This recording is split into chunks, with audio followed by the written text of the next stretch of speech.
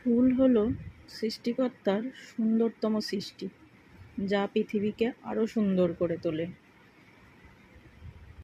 প্রতিটি ফুল তার আপন মহিমায় সুন্দর, কিন্তু ফুল সবসময় পরিষ্কার জায়গায় নাও ফুটতে পারে। তবে মানুষের সৌন্দর্য আর ফুলের সৌরভের মধ্যে কোনো পার্থক্য নেই। দুটোই ফুরিয়ে গেলে এদের কদরও কমে যায়।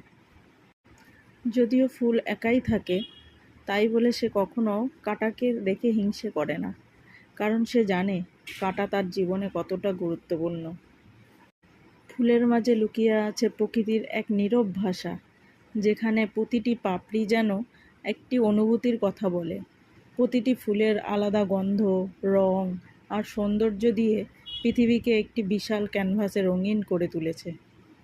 ফুলের জন্ম হয় নীরব কষ্ট আর ত্যাগের মধ্য দিয়ে।